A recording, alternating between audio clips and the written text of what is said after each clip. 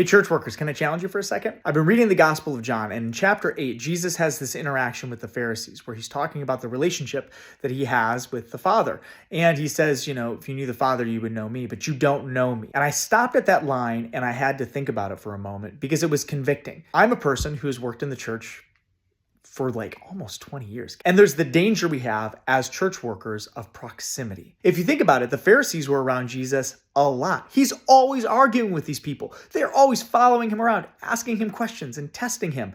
The Pharisees were in proximity to Jesus almost all of the time. They were listening to all of these teachings just like everybody else. But that proximity didn't translate into a relationship. And this is the danger we have as people who work in the church. We spend time in church buildings and doing church things and teaching things about the church and talking about Jesus and even talking with Jesus.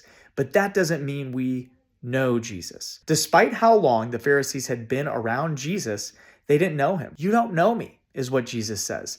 And this is similar to what Jesus says in the other Gospels, that one day people will look at him and say, Lord, Lord, didn't we follow you? Didn't we listen to you teaching? And he'll say, I don't know you. Proximity doesn't equal a relationship. And the danger for us in church work is that we can sometimes think that it does. That because I'm around Jesus, because I'm around the church, that's going to translate into a relationship. We have to allow ourselves to speak openly with Jesus as a friend, to bring our troubles, our concerns, our cares, our joys to him, and to allow him into the inner heart of each person, of ourselves, in order to really build that relationship. But we can get away with thinking because I'm around Jesus all the time, that's probably enough, when it's not.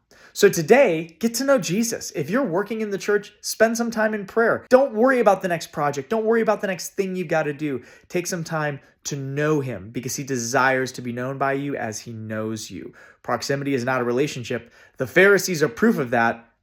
You don't want to be proof of that either.